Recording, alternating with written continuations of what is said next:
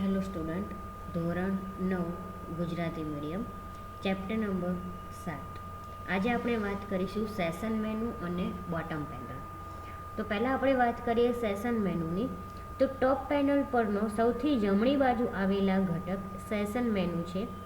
અહીંયા જુઓ, તમને આકૃતિમાં આપેલું છે. સેશન મેનુની અંદર શું આવે? Lock screen, guest session, switch from, તમારો અહીંયા જે યુઝર નેમ હોય, log out, hibernate, restart, shutdown, જો આવી રીતે અહીંયા બતાવે છે તમને.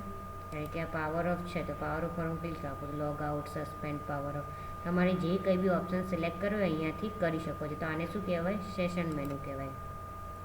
તો ઉપયોગકર્તાઓના સેશનને નિયંત્રિત કરવા માટેના વિકલ્પો આ મેનુમાં આપવામાં આવ્યા છે. તેમાં સિસ્ટમને લોક કરવા માટેના, લોગ આઉટ કરવા માટેના, અન્ય ઉપયોગકર્તાનું લોગિન ખોલવા માટેના, સિસ્ટમને સ્લીપ કે હાઇબરનેટ સ્થિતિમાં મૂકવા માટેના તથા કમ્પ્યુટર બંધ કરવા માટેના વિકલ્પો આપવામાં આવ્યા છે. તો ગેસ્ટ સેશન વિકલ્પ દ્વારા કામચલાઉ કે અનિયમિત ઉપયોગકર્તા માટે સેશન પૂરું પાડવામાં આવે છે અને ગેસ્ટ ઉપયોગકર્તા સિસ્ટમમાં કોઈ કાયમી ફેરફારો કરી શકતા નથી અને કરવામાં આવેલ તમામ ફેરફારો કામચલાઉ હોમ ડિરેક્ટરીમાં ઉમેરવામાં આવે છે તથા સેશન પૂરું થતાં તે નાશ પામે છે. એટલે કે સેશન મેનુ ક્યાં હોય છે કે ટોપ પેનલ જે હોય છે એની જમણી બાજુમાં હોય છે, બરાબર. તો એની અંદર શું હોય છે કે તમારે સિસ્ટમને શું કરવું હોય? લોક કરવું હોય, લોગ આઉટ કરવું હોય, ગેસ્ટ સેશન ઓપન કરવું હોય કે પછી સ્લીપ મોડમાં કોમ્પ્યુટરને મૂકવું હોય કે હાઇબરનેટ સ્થિતિમાં મૂકવું હોય, બરાબર.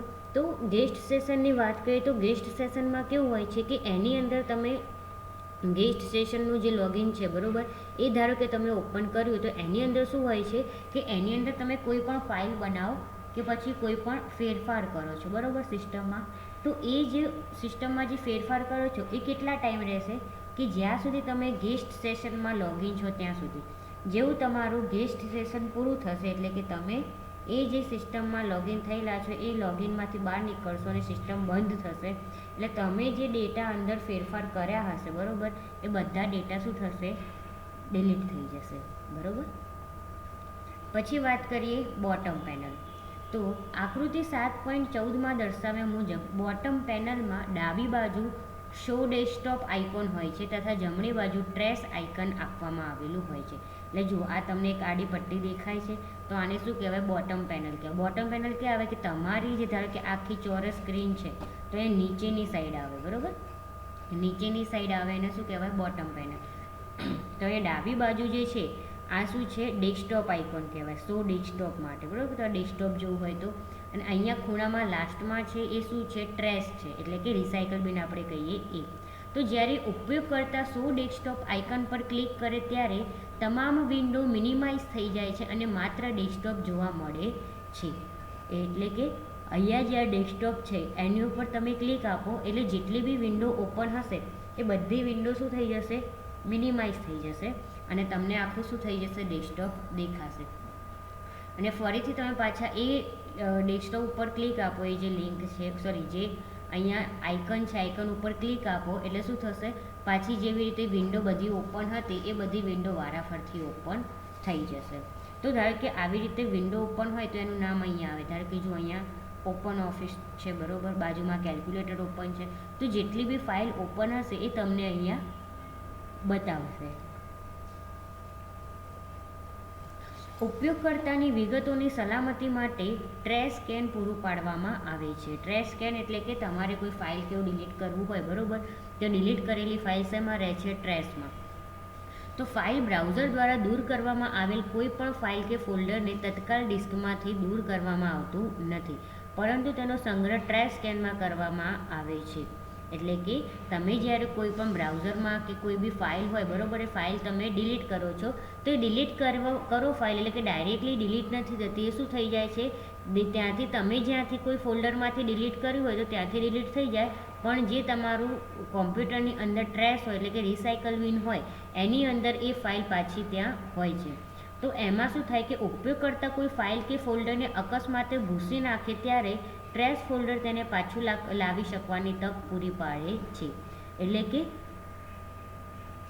યુઝરે ફાઇલ કે ફોલ્ડર હોય, બરાબર, એના કદાચ ભૂલથી શું થઈ જાય કે એને ડિલીટ થઈ ગયું હોય ફાઇલ કે કોઈ, તો એ શું થઈ જાય, ડિલીટ થયેલી ભૂલથી થઈ ગઈ, બરાબર. તો હવે જો ટ્રેસ ના હોય તો શું થાય, ફાઇલ પરમનન્ટલી ડિલીટ થઈ જાય તો તમારી મહેનત બધી પાણીમાં જાય. તો એવું ના થાય એના માટે શું હોય છે કે એ ફાઇલ કે ફોલ્ડર જો કદાચ ભૂલથી એક્સિડેન્શિયલી એ ફાઇલ ડિલીટ થઈ જાય છે તો એ ક્યાં જતી રહે છે, ટ્રેશ ફોલ્ડરમાં. અને ટ્રેશમાં જાય એટલે પાછી તમે શું કરી શકો છો, અને ત્યાંથી લાવી શકો છો. તો કોઈ પણ સમયે ઉપયોગ કરતા ટ્રેશના આઇકન પર ક્લિક કરે અને તેને ખોલી શકે છે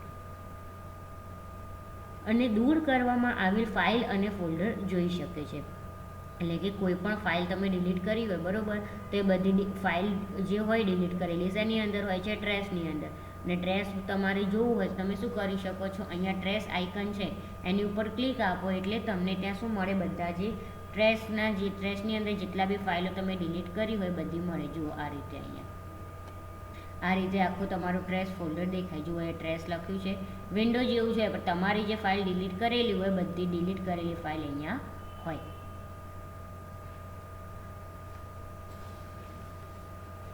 તો ટ્રેશમાં આવેલી કોઈ પણ વિગતના નામ પર રાઇટ ક્લિક કરવાથી કન્ટેક્સ્ટ મેનુ રજૂ કરવામાં આવે છે. અને આમ કરવાથી તે ફાઇલ કે ફોલ્ડરમાં રહેલ વિગતો જોઈ શકાય છે, કટ કે કોપી કરી શકાય છે, નકલ કરીને ખસેડીને પસંદ કરેલી ડિરેક્ટરીમાં મૂકી શકાય છે અને વિગતને કાયમી ધોરણે દૂર કરી શકાય છે, તથા જે ડિરેક્ટરીમાંથી તેને દૂર કરવામાં આવી હોય ત્યાં ફરી મૂકી શકાય છે. એટલે કે જો કોઈ જે ફાઇલો હોય, બરાબર, એ ફાઇલ ઉપર તમે રાઇટ ક્લિક કરો એટલે તમને અહીંયા ઓપ્શન મળે. એક છે ઓપન, એટલે ફાઇલને ઓપન કરવા. કટ કોપી તમને ખબર છે. પછી કોપી ટુ એટલે કે તમારે એને ક્યાં કોપી કરવી છે. મૂવ ટુ એટલે એને મૂવ ક્યાં કરવી છે. ડિલીટ પરમનન્ટલી કરવી હોય તો ડિલીટ કરી શકાય.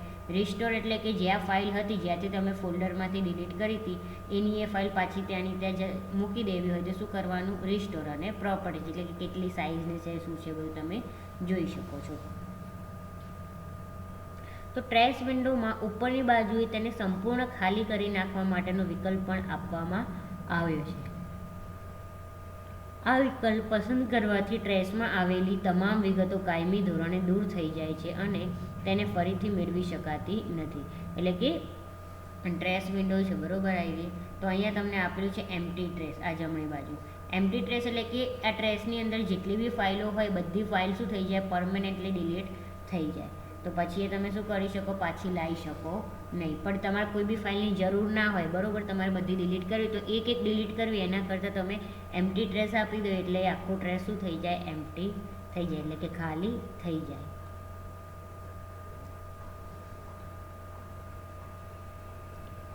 અહીં એક મહત્ત્વની વાત કરવી જરૂરી બને છે કે માત્ર ગ્રાફિકલ ફાઇલ બ્રાઉઝરમાંથી દૂર કરવામાં આવેલી વિગતોને ટ્રેશમાં સ્થાનાંતરિત કરવામાં આવે છે અને અન્ય રીતે એટલે કે ટર્મિનલ કે કોઈ પ્રોગ્રામ દ્વારા દૂર કરવામાં આવેલી વિગતોનો સંગ્રહ ટ્રેશમાં કરવામાં આવતો નથી તથા તેને કાયમી ધોરણે દૂર કરવામાં આવે છે.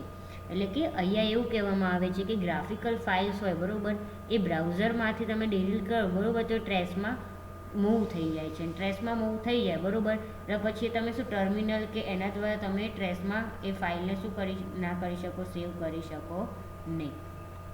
તો ટ્રેશ આઇકનની ડાબી બાજુ વર્ક સ્પેસ સ્વિચર આપવામાં આવેલું છે. આ જે રહ્યું ડાબી બાજુ આ વર્ક સ્પેસ સ્વિચર છે.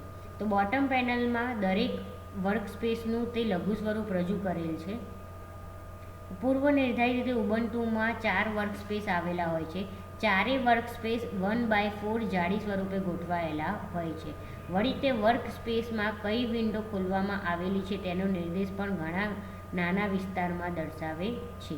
વર્ક સ્પેસ સ્વિચરમાં આવેલા લઘુ સ્વરૂપ પર ક્લિક કરી તે વર્ક સ્પેસને ખોલી શકાય છે અથવા વર્ક સ્પેસ પર વારાફરતી જવા માટે કંટ્રોલ અલ્ટર એરો કીનો ઉપયોગ પણ કરી શકાય છે. તો બોટમ પેનલમાં શો ડેસ્કટોપ આઇકોન અને વર્ક સ્પેસ સ્વિચરની વચ્ચે આવેલી તમામ જગ્યા શરૂઆતમાં ખાલી હોય છે અને ખોલવામાં આવેલ તમામ વિનિયોગની તેમાં આઇકન અને શીર્ષક સાથેની લઘુ રજૂઆત કરવા માટે આ વિસ્તારનો ઉપયોગ કરવામાં આવે છે. વધુને વધુ વિનિયોગો ઉત્તરોત્તર ખુલવા લાગીએ ત્યારે આ રજૂઆત ક્રમશઃ નાની બનતી જાય છે. વિનિયોગોની વારાફરતી પેનલ ખોલવા માટે બોટમ પેનલમાં આવેલી આ રજૂઆતો પૈકી કોઈ પણ ઉપર ક્લિક કરવાથી અલ્ટર +ટેબ કીનો ઉપયોગ કરવો પણ અલ્ટર પ્લસ ટેબનો ઉપયોગ પણ કરી શકાય છે. બરાબર, તો આ લેક્ચરમાં આટલું જ, બાકીનું આપણે પછીના લેક્ચરમાં જોઈશું.